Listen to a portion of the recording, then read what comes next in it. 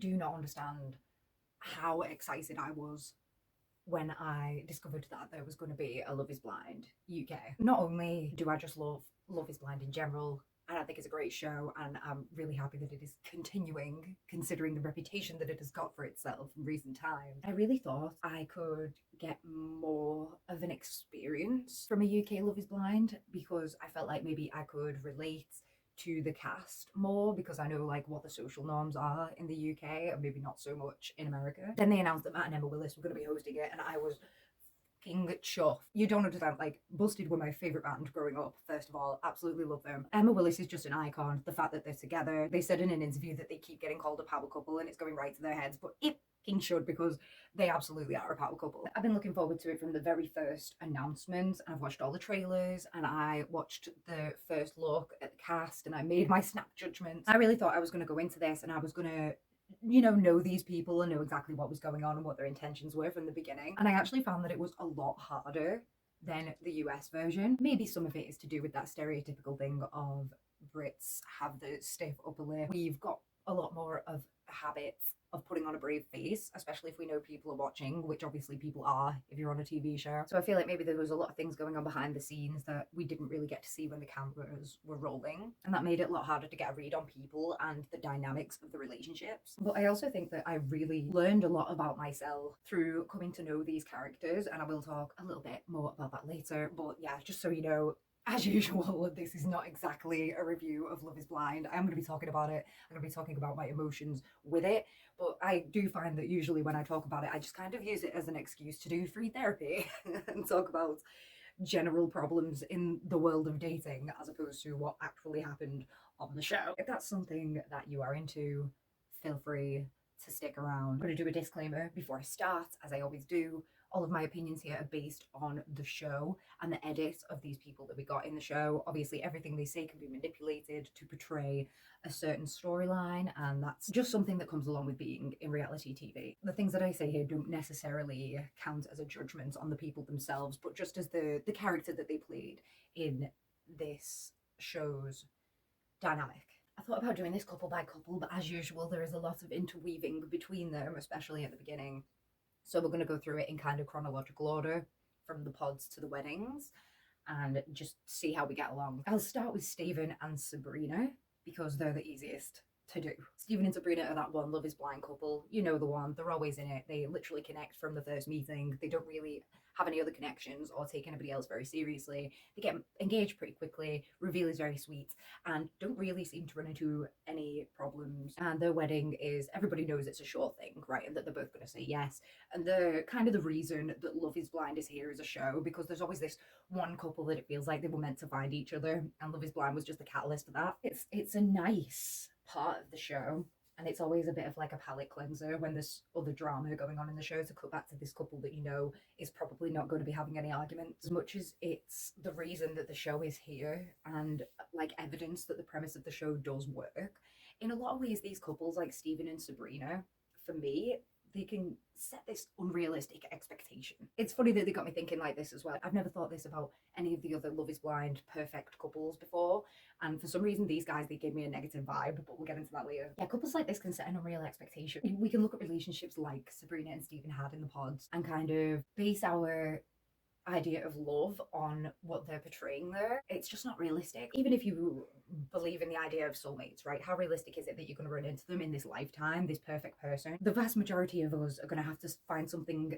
a little bit lesser and work at it. I don't think we should think that our relationships are any less valid if we have arguments, for example, or we need extra time or work to get to a place where we can be married and be in a union and be happy. Obviously, there are relationships that are not destined to work forever. People that you might really like or really be attracted to that you're ultimately not supposed to be with, and that it doesn't work, and that maybe it's even toxic. In the vast majority of cases, especially nowadays when dating is so like easily accessible, there's always another option.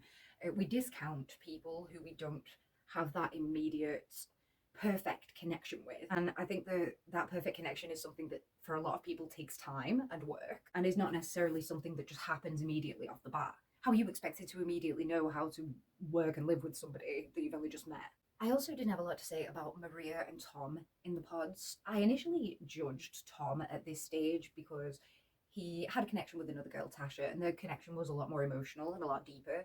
And he ended up choosing Maria to propose to because he said that he values a sexual connection in a relationship, and that aspect of a relationship is really important to him. But a lot of times in the past, we've seen the opposite of this play out, where people realize this like flirty sexual connection is not necessarily as important as another connection they have that's on a more emotional level. In fact, we see the same thing play out with Ollie and Catherine in the pods in this season. I feel like I judged Tom for this at first because it kind of seemed counterproductive to the point of the show. I think because we think of sexual attraction as such a physical thing, but coming to understand Tom more over the course of the show, I think that maybe I judged him a little too harshly. I actually came to find, and some people might disagree with me on this, that he was really emotionally intelligent. He said some things that got him into trouble later on with like the audience and with Maria. But I feel like that was out of a place of trying to be honest with himself and with his feelings. And we got to give a guy credit for that, you know? And that is on me as well, because I'm fully aware as an adult that sexual attraction is definitely not just based on physicality. But at the same time, if he's got this deep emotional connection with someone and he just doesn't necessarily feel that flirty energy with them, how does he know that he's not going to be like sexually attracted to her when he sees her? I've got no shade to Maria at all. I thought she was boss. She seemed like a really level-headed and strong person and somebody that I'd probably be friends with. I just didn't really understand Tom's reasoning for choosing her that he gave. So now, juicy pod gossip time. I'm gonna start with, am I gonna say he's my favourite character? Oh my god. Listen, Sam from London. You can't deny that every time he was on screen you were entertained, whether that was his mission when he came into the pods or not. This man, I do not know what to make of him still to this day, okay? And so as we go along this journey with him, I'm just going to tell you what I was thinking and feeling at the time. The thing about Sam, I don't know, he gives off this very like fake energy. The things that he says, they're not things that real people say, right? And it's like, is this guy just shallow, or is he putting on an act of what people, or what he thinks people want to hear? It was easy to judge Sam when he first came on because the first thing he talked about was how when he knew that he was getting signed up for the show, he started going to the gym and he got a nose job, started a skincare routine and shit like this. Why are we getting done up to go on Love is Blind, a show where somebody isn't supposed to fall in love with you for your looks? I really feel like it would have been more interesting for Sam to come on as like a fat little ugly dude with a big nose and see what went down there. Although considering his attitude, it probably still wouldn't have gone that well for him in all honesty. That is no shame to ugly fat dudes, by the way. I love ugly fat dudes. You can see the disingenuousness coming from him, the fact that he doesn't, in my opinion, the point of the show, he's like missed it. And it's, I feel like it's almost in this totally innocent way sometimes, but I'm going off already. It's like I can't get a read on this guy at all. It's crazy. He gives insecure. I feel like the confidence that he's giving off in the pod, but at some point he's like, if you saw me, I think you'd be impressed. And it almost sounds like he forced himself to say it. And that's indicative of his whole character to me, right? Is that he puts on this fake confidence because he's actually this insecure guy. He gives me that vibe of the guy who hangs around with cool guys who get all the girls, and he just kind of watches all these guys around him act a little bit arrogant and still get women, and he's never been able to put on that arrogance. And maybe now that he's in the pods and somebody can't see him, it's easy for him to perform that arrogance, and so he's giving it a go and it's just not coming off as genuine. Here we go, we're psychoanalyzing Sam today, everyone. A big red flag for Sam for me, and I'm pretty sure many other people, is that Nicole calls him such a sweet guy and he says, yeah, but the sweet guy never wins. It's so close.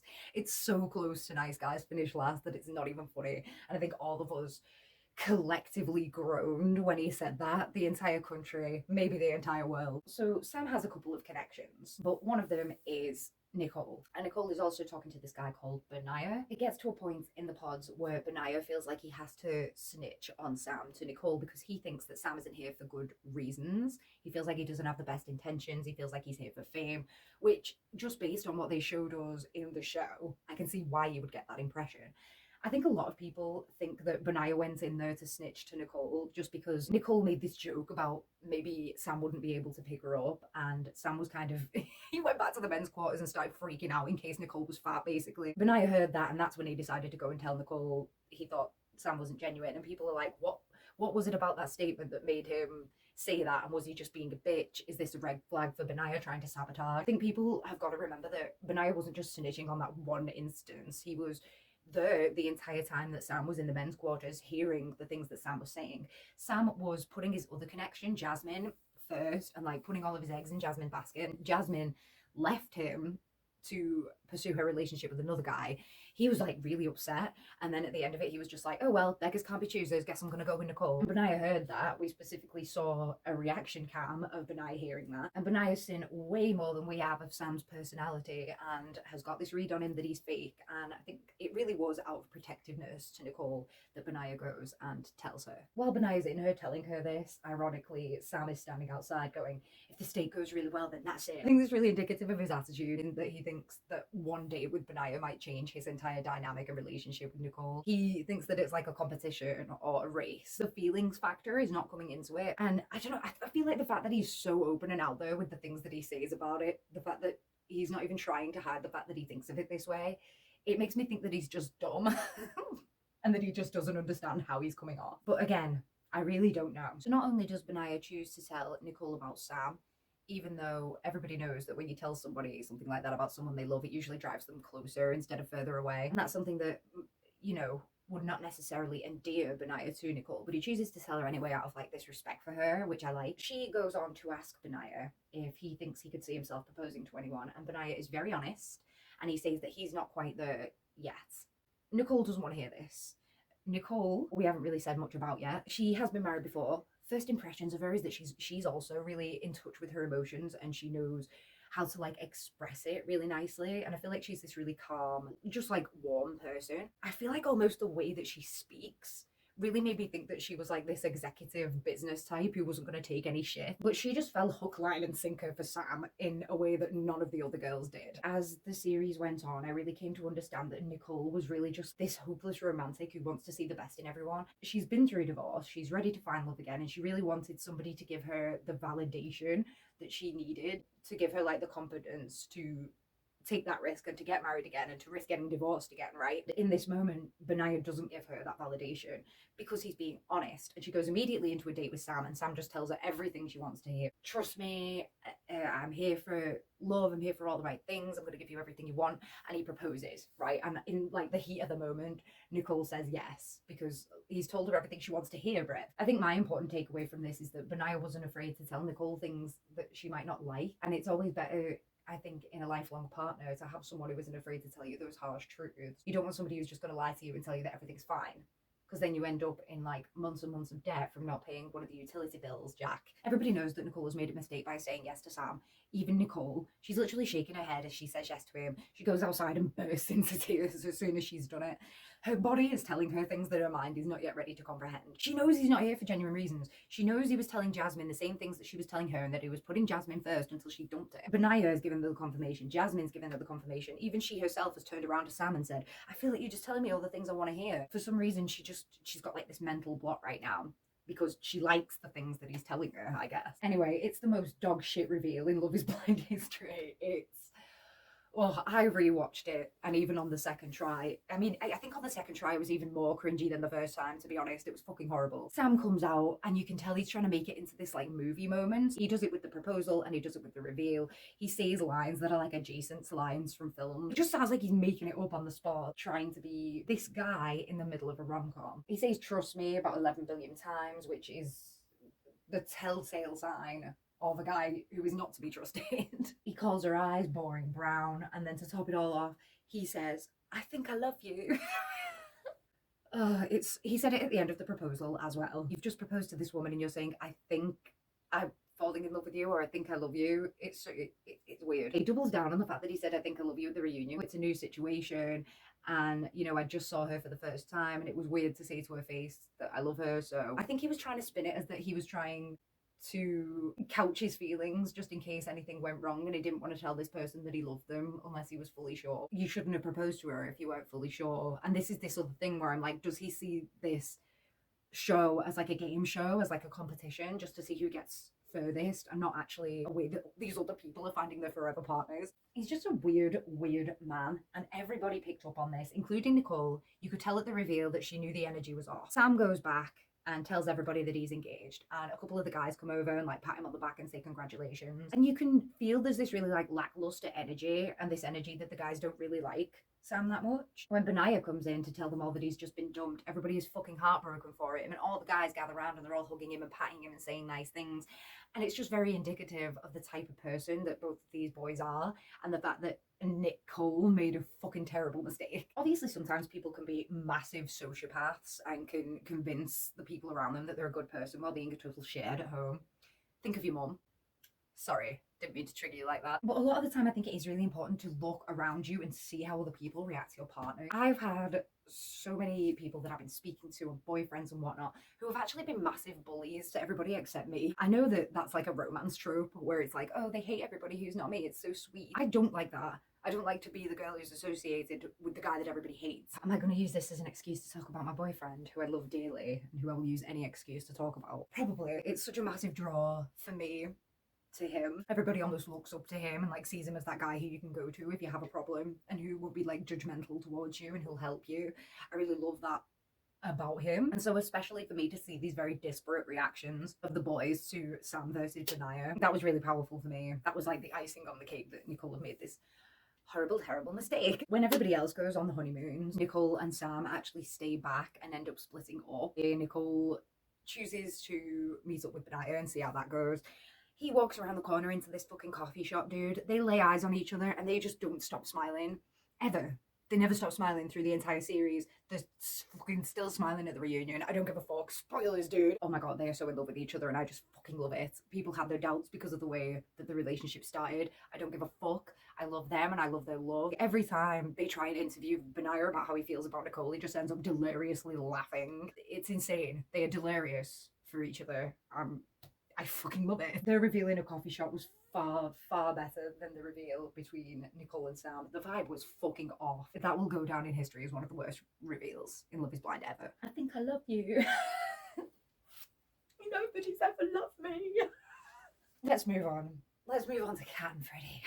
Everybody loves Freddie, right? The first thing that Freddie says when he comes on screen, they ask him why he's a catch, and he says, I'm a catch because I'm a caring person. And that is so true. And that just held up throughout the entire show. Freddie works as a funeral director and he's also got a brother with Down syndrome. And I think that these two things and his really loving family combine to make him this lovely, soft, kind and caring person. I wasn't sold on Freddie at first, to be honest. Obviously, he's a very pretty guy. His chats were a little bit boring, especially with him and Kath. I felt like every time they were together, it felt like I was watching Love Island because the talks were a little bit shallow as far as I was concerned. It became very, very hard not to like Freddie as the series went on. The type of person who does not love Freddie, I would be suspicious of. No. Kat, on the other hand, Kat's maybe another villain of this season, depending on how you look at it. I try to give Kat a lot of understanding because she's obviously a very complex person with very complex emotions, and she's got like this trauma about the fact that she was adopted. It's not an issue for some people and it is a big issue for other people. Everybody deals with things differently and blah blah blah.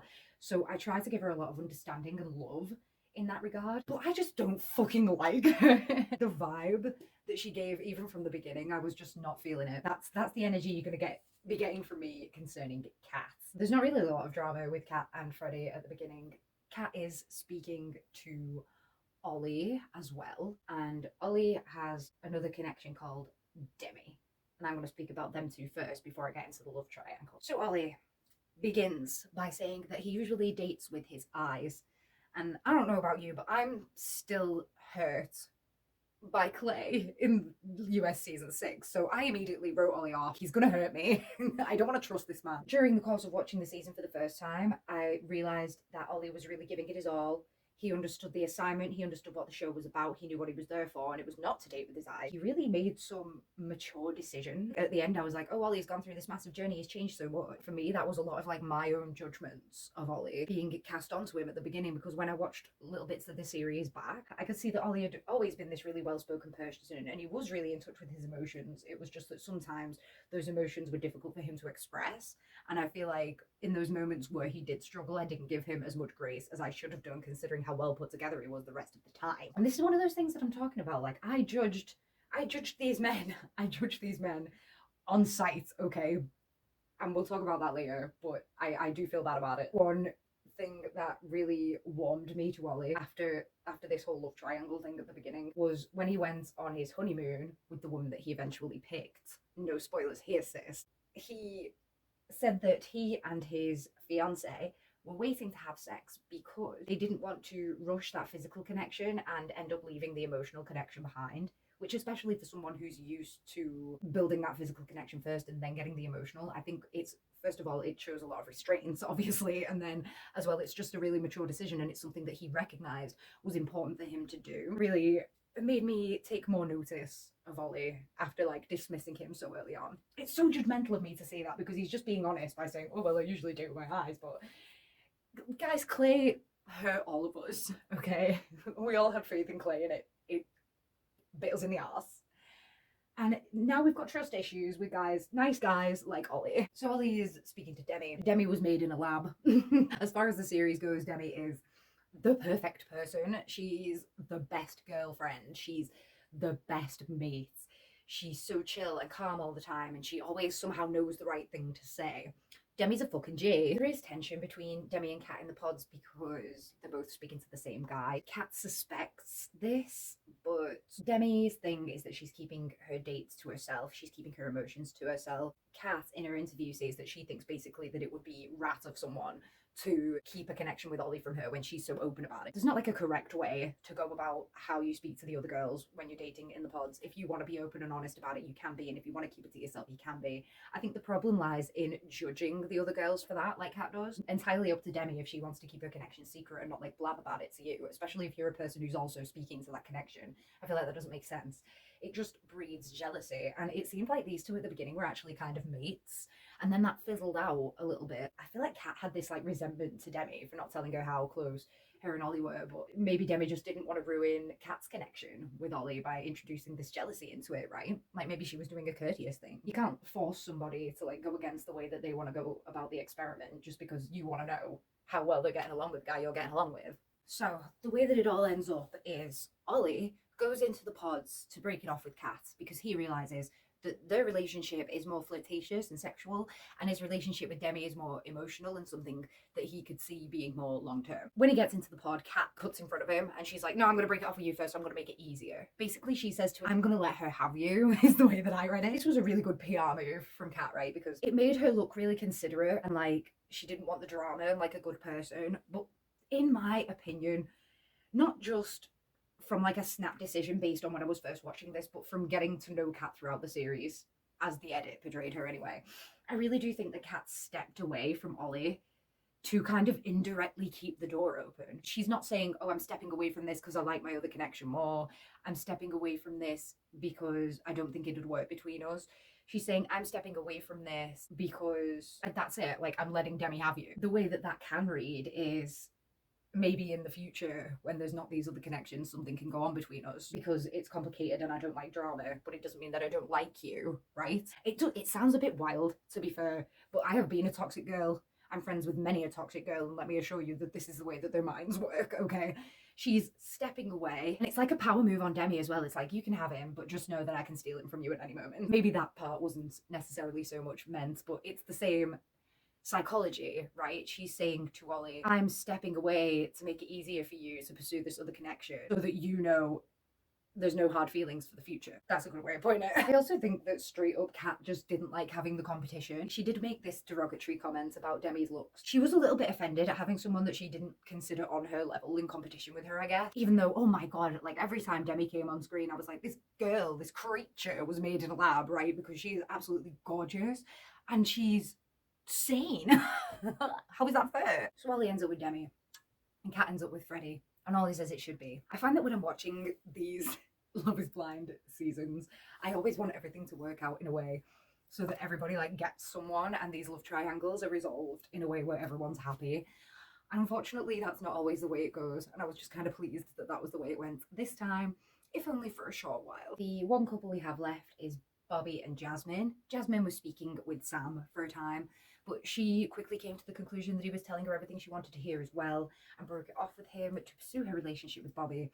And the two of them pretty much kind of had no troubles from there. They were actually a very sweet couple. I feel like Jazz's past gave her this strong intuition that she couldn't ignore because she's had a really bad time with men. These two actually turned out to be this like sleeper couple. They were actually the cutest couple on this season of Love is Blind and one of my favourite couples of all time on the show. A little bit more interesting than Stephen and Sabrina, however, because they do run into a little bit of difficulty down the line, which we will get to when we get to it. So we move on to what I call the honeymoon phase. This year we're going to Greece. Everybody screams when Nicole turns up with Benaya instead of Sam. They all go running over to them and they're hugging them and stuff, and in the interviews Jasmine is like, we knew it was Nicole and Benaya from day dot. Everybody else thought that they were supposed to be together and Sam was a twat. So the big drama that arose from this honeymoon period this time, I think, is that everyone, the cast and the audience, expected Ollie not to be as attracted to Demi as to Kat. Oh, it's such a complicated topic, guys.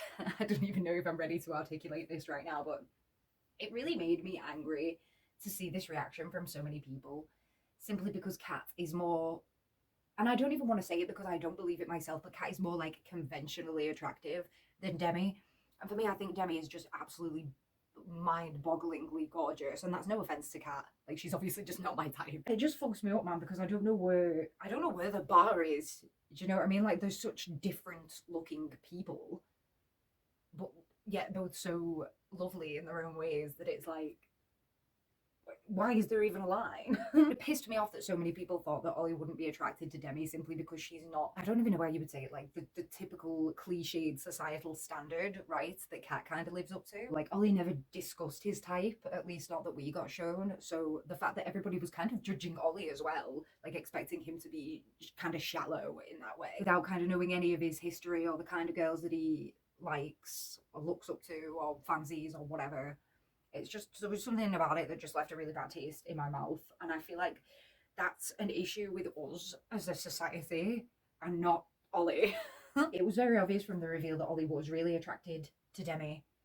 And as much as he kind of had a flirty conversation with Kat when they met up at Greece, and like said that she was an attractive girl, I feel like they do get encouraged to have those conversations, and I feel like he was also just trying to like smooth things over with her because she came at him a little bit combative. What I'm trying to say here is this expectation that Ollie wasn't going to be attracted to Demi meant that Ollie really needed to kind of show people that he was attracted to Demi. And so when the two of them came out and they weren't really the most like PDA couple, that really made people double down on this opinion that he wasn't attracted to her, and it put a lot of pressure on the relationship. And that caused like this whole slew of issues. It drove a wedge that shouldn't have been there and that wouldn't have been there if other people didn't put this pressure on the relationship. Jasmine essentially came for Ollie and was like, if you're not feeling Demi, you need to tell her and you need to be honest. For Ollie, that really did come out of nowhere and he wasn't expecting it, considering that he'd already had a run-in with Kat about him supposedly lying about who broke up with who in the pods. I think in that moment Ollie was genuinely just really concerned that he was going to get a villain edits and he wanted to get the fuck out of there before it got any worse. As far as Jasmine coming at Ollie and kind of sticking up for Demi in that way, at the time I kind of took it as she'd had a bit to drink and she was maybe projecting a little bit, because we know as far as Jasmine's past that she is a bit insecure in that way and she does need that reassurance, and she was saying these things about Demi. So I do think that Jazz was like projecting, as much as it wasn't her place to really come at Ollie like that. Like maybe have a conversation but not fully come at him in that way when it's not her relationship. I feel like we can forgive her for that. I didn't so much appreciate Kat coming and trying to say that he lied about him breaking it off in the pods. It was a mutual decision between them. It's just that Kat actually said the words first, I guess. And like now in retrospect, it feels like she's trying to rewrite it so that she broke it off with him and it was like a shock for him, but that's not what happened. So I feel like more than anything, she lied about the situation. And then she especially lied when Ollie handled it really diplomatically. He didn't come out and say, no, I didn't say that. He kind of said, oh, if my words got construed that way and somebody said that to you and you're offended, I'm sorry. And Kat goes back to the other guys and goes, oh yeah, he admitted to lying. So that just made me not like Kat even more. All of this culminates in Ollie being really standoffish and like not knowing what to do with himself. He's feeling really awkward and it's making Demi feel really awkward, because obviously if he's feeling unsure of himself, he's not going to be 100% focused on his relationship. I feel like it was all of these things combined together that made them really seem like they weren't a strong couple when actually they kind of were. I think as well in this early stage, Demi just didn't know Ollie as well, right? It was their first time being together in a physical capacity and around other people. And she maybe hadn't seen this side of him before that could be standoffish like this, and so she didn't know how to react to it. A little later down the line, Ollie admits that he has ADHD, and that can explain some of the behaviours that he's been exhibiting, including, I think, this kind of reactionary response that he had at this meetup. As much as it might not be a big deal to other people, it was a big deal for Ollie. And I feel like he really needed to have that conversation with Demi to give her that understanding, and so that he could feel like he wasn't hiding it from her and trying to play it cool instead of just being honest and being like, I'm overwhelmed in this situation, I want to go. After this initial hiccup, Ollie and Demi actually turn out to be one of the stronger couples of the season. And so that's why I think this was more of a misinterpretation thing and maybe a bit of an editing thing as well, as opposed to like real drama. So Catherine and Freddie have actually been getting along really well. And then Catherine decides to ask him if he's ever cheated before. Yeah, I did. But it was 7 years ago when I was 25 and I've never done it since. And you know, I regret it and I've changed. It's at this point that the relationship just goes to shit. That is all I can say about it. Her personality just entirely shifts after this conversation. Looking back at it in retrospect, I can't decide whether Catherine was just being fake and this jokey side of herself was this act that she was putting on to be more likable to Freddie. She was just putting her best foot forward or whatever. Or if maybe, giving her a little bit of grace, that jokey side of her was genuine, but after finding out about his cheating in the past, which is a big trigger for her, she didn't feel secure in the relationship anymore, and so maybe she just can't be that jokey side of herself if she doesn't feel secure. If I'm being completely honest with myself, and I feel like I have to be, I do feel like Catherine was being fake in the pods, and I'll get into that a little bit more later. But one thing that really cinched it for me was later at the reunion. She says to Freddie, I've never laughed in a relationship as much as I have with you. That makes me think that she's just not used to having these jokey, matey relationships. Later on, after this cheating conversation, she says in one of her interviews, Freddie joking with her makes her feel like his mate and not his fiance. It's just so relatable to me. Like, I wonder what kind of relationship she is in that she doesn't think laughter is an important part of a relationship. What are you doing together? What are you talking about? Kat completely loses this side of herself, and it's all over the fact that Freddie has cheated 7 years ago on a girl that wasn't her. Is it fair to hold this against him? Lad, like, obviously not. Like, no, it's not. It's not, is it? He didn't cheat on you. It wasn't his last girlfriend. It wasn't even in recent years. It wasn't even in the last 5 years. It was 7 years ago. We can see that Freddie is like this really nice guy. He's deserving of a second chance. He was honest about it. He's giving you all this information. He's trying to give you that validation that you need after hearing this. And all you're hearing is, he's a cheat. And you're like, once a cheat, always a cheat. And guys, you know how I feel about that. And I'm not going to go into that rant again because I can't be bothered right now playing devil's advocate for the cheaters. I feel like I get a bad rep as it is. If cheating is such a trigger for you that you can't forgive someone who's done it once in their entire lives years ago, then this is definitely a conversation that Kat should have had with Freddie in the pods. Why would you not ask that if you know it's such a trigger point for you? Catherine does not forgive Freddie for this cheating thing, and she's in a mood with him for days. There's a scene where like Freddie actually cries about it. Some people have been like, oh, this is manipulative because why is he crying? Because he cheated on someone or because he upsets Catherine. And I feel like people have put a lot of judgment on Freddie for that. Is it not a lot more understandable that he's crying over the fact that before this point he was this perfect guy in Catherine's eyes and their relationship was going so well and they were destined to be together and they were going to get married, and now this revelation of his, this thing that he can't change from his past, has completely derailed that, and he's not this perfect guy in her eyes anymore, and he knows that this is a checkpoint in their relationship that they can never come back from. He's never going to be that person in her eyes again. And that's upsetting to him, especially because he clearly has changed and he feels like he's become a better person and that doesn't define him. He probably feels like it's unfair. And I think that's a perfectly valid way to feel. So we come to the pod squad meet up, and basically they just bring Sam in to cause a load of shit, and I'm here for it. He has a talk with Nicole. This is the point where I realised she was a hopeless romantic, because even though she knows that she made a mistake in the pods and that he maybe wasn't as genuine as he was making out, Nicole chooses to come away from her conversation with Sam being like, what I felt was genuine and the experience that we had together was real, and we've come away from it in a positive light. And I like that because I get to move on with my life with Benaya now. Benaya fucking hates that, bro. He hates the fact that she can be so light-hearted about it, I guess. He wants her to like take it with a bit of gravity, and I guess it's kind of a thing of where he like doesn't want the wool to be pulled over her eyes again and her to go back to Sam. I don't think he should have any doubts about that at this point, but it is what it is.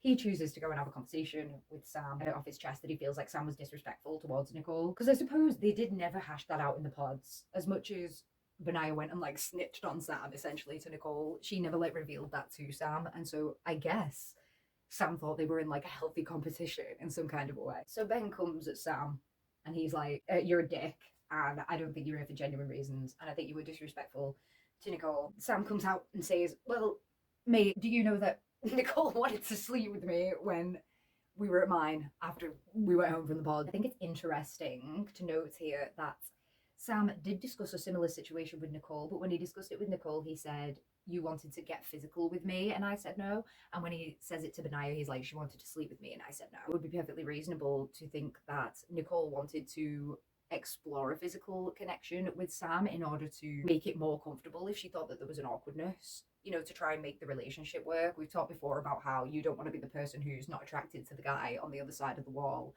and just calls it off immediately based on look. You would want to try and foster a relationship with this person because you did have that emotional connection. So I don't think it would be wrong of Nicole to try and pursue that physical relationship, but it is interesting, this dichotomy in language between what Sam says to Nicole and what Sam says to Benaya. And I feel like there's a significance in the difference there, right? In that maybe she just tried to get close to him and he didn't like it. Not like she full on tried to get on top of him and ride him like the Kentucky Derby. That Ben handled it really well. You could tell that it wasn't genuine when he laughed in Sam's face, but I think that any other reaction would have been rising to it and giving Sam exactly what he wanted. Just really Love Island of Sam, wasn't it, to come out and say something like that to try and cause this drama. He really felt like he was just there to make entertainment and to be on a show rather than to find the future wife of my life, as he puts it at the reunion. I fucking hate this man. Every time he opens his mouth, I'm like, dude, shut up. Shut up. It is so entertaining though, and you cannot deny that. It's a little bit genius. Anyway, Sam's tornado of chaos does not end there, right? Because next, Catherine just starts flirting with him. For fuck's sake. She asks Freddie what Freddie thinks of the rest of the girls, and he says, "Oh, I spoke to Charlotte for a while. She's quite attractive." Catherine really hates that. "How do you think it makes me feel that you've just said she's attractive?" Mind you, when Sam came in, Kat couldn't shut up about the fact that he looked like her ex-boyfriend. She says it like multiple times. So as like revenge, Catherine chooses to go over to Sam and start flirting with him. This guy who apparently looks like her ex-boyfriend and so is, you know, 100% her type. It really annoyed me because Kat properly tried to play it off like she didn't do it on purpose, but it was very obvious, even when she was trying to justify it, that she did do it on purpose, because she was like, "Well, when I'm on a night out, I need the attention." Feeling like Freddie had slighted her, so she went and got that attention off somebody else. It was at this point that I was like, does she want Freddie to be more jealous? Because she's very obviously trying to make him jealous here. When they were in Greece, she was asking him, "Oh, how would you feel if I pulled Ollie for a chat? And how did you feel seeing me with Ollie earlier?" There's this duplicitousness to Kat. Right, I'm going to address it here. Here's this little peek at the underneath of what is going on with why is she trying to provoke him when he's been so good so far. Why would you want your man to be like possessive and jealous of you? I don't get it. And Catherine first came into the pod, she said that people look at her and they just see sex and they don't want to get to know the person on the inside. But then she was like blinded by Freddie's looks. He looked really good, Brett. Do you know what I mean? He came out with a tank top in one of the pod dates and I was like, where did that come from? Okay.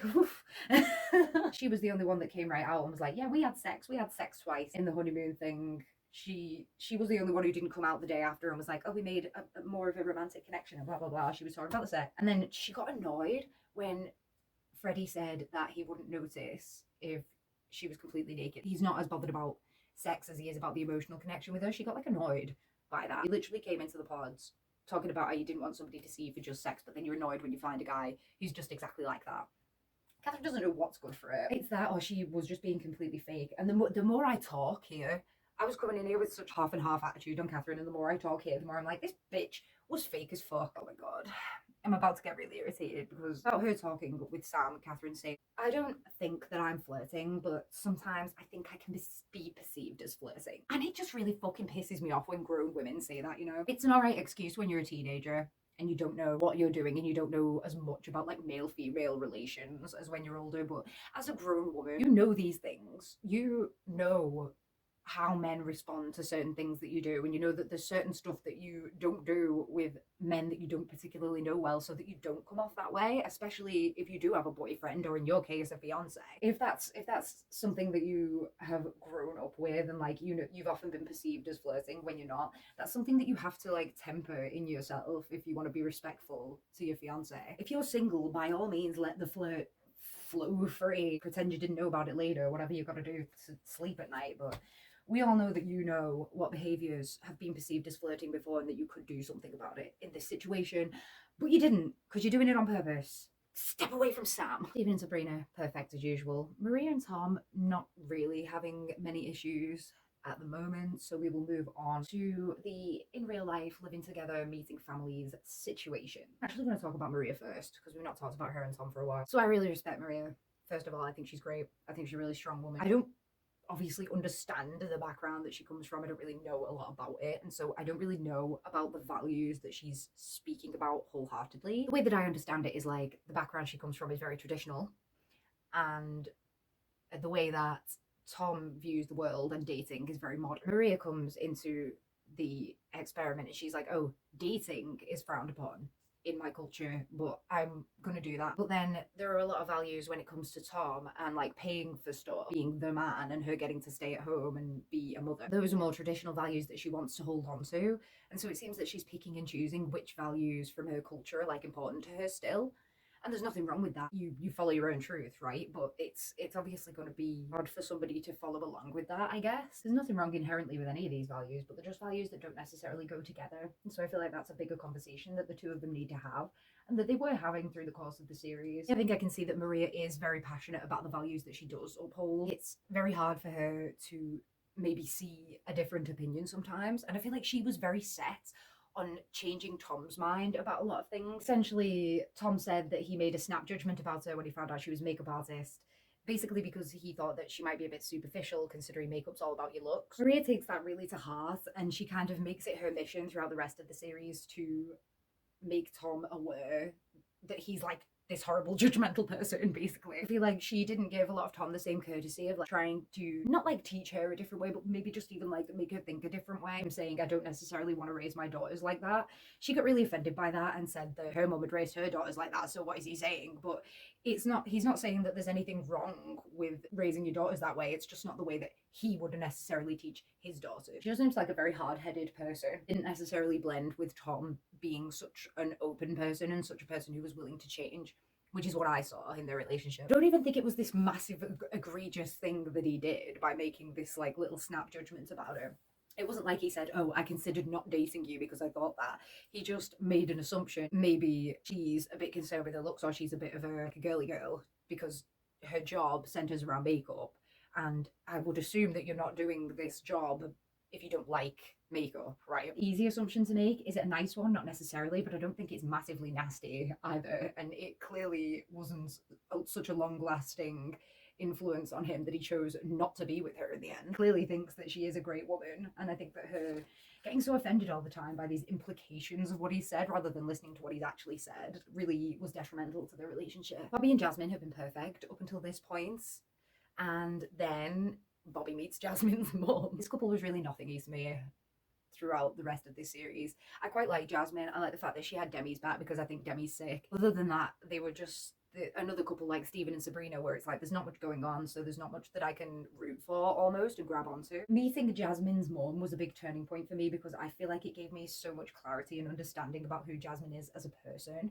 Her mum is really domineering and really fiercely protective in a way that's almost fucking abusive. Okay. She does not want any man going anywhere near Jasmine because this woman's been through like 3 divorces and I'm pretty sure she's been cheated on in all of them or something like that. So she's just really distrustful of men. She doesn't want to see her little baby girl get hurt like that. And she's just kind of going about it in all the wrong ways and making it really hard for anybody, even the people who are genuine, to be with her daughter. And I feel like that really, for me, gave a lot of explanation as to why Jasmine came so hard for Ollie in the pods when she was defending Demi, because she's being just as fiercely loyal as her mum is to her and showing that protectiveness that she's learned from her mother for her friends. Even she said when they came into the real world that she's really jealous when guys are always on their phones or when they've got a big Instagram thing going on. And even that jealousy stems from obviously growing up with her mother, who's been instilling these fears about men into her from a very young age. And then all of that would have probably been compounded when she started getting into relationships herself and they were all really, really bad. I think it really speaks to Jasmine's character that she hasn't become a more bitter and resentful person and that she is still so trusting and so loving and so kind. I personally, after this point, came to really, really not only understand but really like Jasmine. I love her and Bobby as a couple. I think they're great. The weddings. Steven and Sabrina say yes. They get them out of the way first because we all knew they were a shoo-in. It's no stress.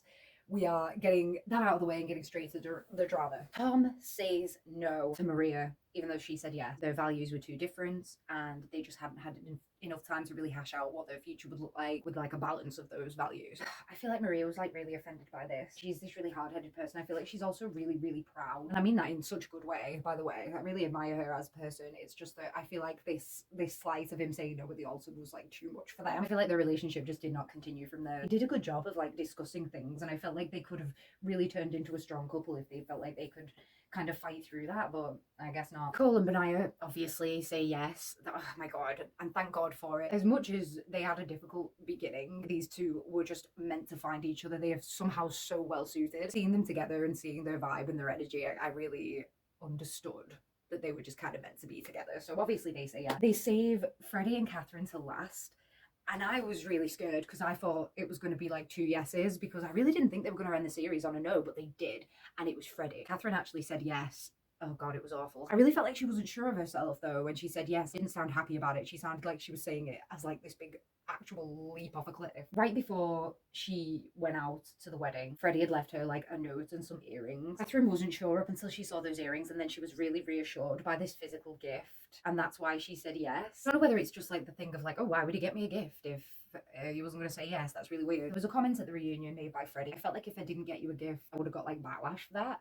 None of the other guys got gifts. I've never heard anybody else on Love is Blind ever say that they felt pressured to get a gift before. The whole thing between Kat and Freddie this entire time has been that Freddie thinks that Kat is bougie, and Kat is like adamant that she's not, but she keeps bringing up things like Nobu, and Freddie has no idea what that is. She clearly does, even if it's not necessarily a bougie lifestyle, she clearly does a lot more like outgoing stuff than Freddie does, and Freddie's a bit of a homebody, and Freddie doesn't know whether that's going to be an issue in the future. The fact that he made this comment about the earrings and that Kat was so reassured by them really does make me think that Kat is bougie. This physical thing, these matching earrings to a wedding ring, gave her the reassurance that she needed, that she wanted to marry this man. The reassurance should come from him, not from like a physical gift, not from some fucking jewelry. Demi says no to Ollie, and he seems shocked. So I don't know whether he would have said yes if they'd have come to him first. I don't know if she tries to have this moment where she's like, oh, I learned to love myself and all this, but it doesn't land, because for me, I honestly feel like Demi made a mistake. And this is after seeing the reunion and everything. I feel like Demi made a mistake. I feel like the call was coming from inside the house, hon. The doubt was inside of her. It wasn't with Ollie. Her and Ollie were a solid couple. I don't know, it just blew my mind and made me really upset, actually. Ollie took it really well. The pair of them did really grow and learn from each other in this experience, and that's all you can really ask from it, to be honest. From what we saw in the edit, like, I just don't understand why it wasn't a sure thing. I was really rooting for them, to be honest. Jazz and Bobby get married. I really thought her jealousy would be more of an issue, especially when she brought out he has like a little music career, and he did a music video with a girl a while back, and she brings it out as if he's somehow been unfaithful to her by dancing with a girl in a music video 3 years ago. And I really thought she was just going to turn out to be crazy.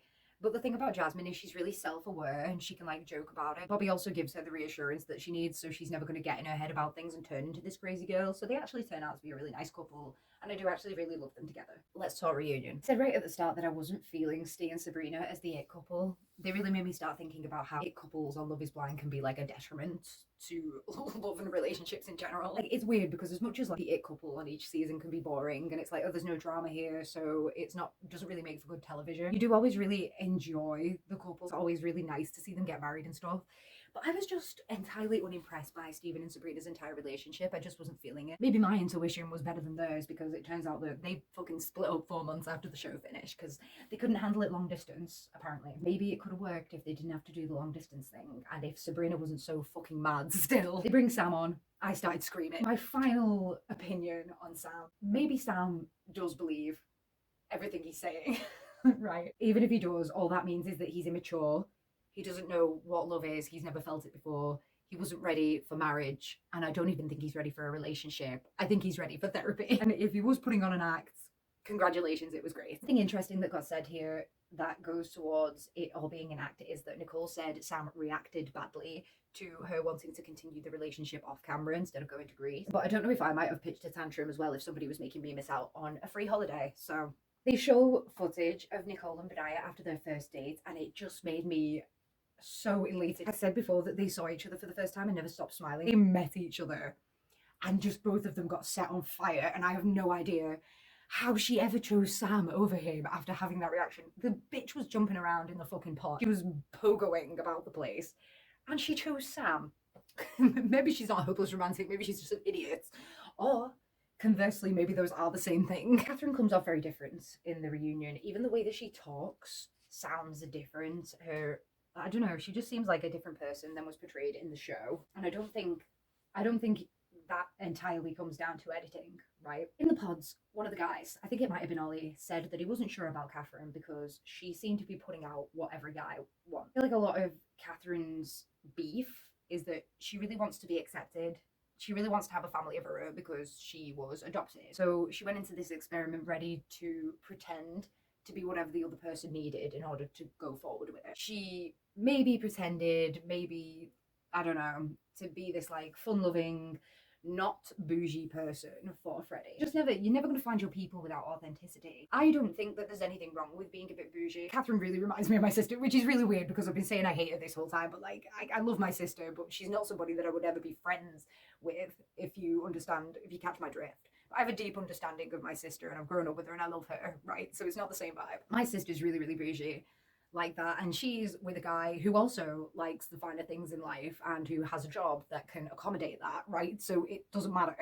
It doesn't matter that she's like that because she's found someone who's also like that and who suits her. Her and Freddie were never going to fit if she wasn't being like true to herself, and he wasn't the guy that was going to be good for that true version of herself. It's always better to be authentic, even if you think it's not what the other person wants. Maybe if she had been true to herself, they could have found ways to work around it. My final opinion on Kat, I think, is that she is a very complicated person with very complicated emotions that I will never understand, but I feel like on the show, she was very fake. She was just as fake as Sam. She just hid it better. Maybe she didn't know that she was being so fake. Maybe she was just trying to put her best self forward and then couldn't live up to the expectations that she'd set for herself.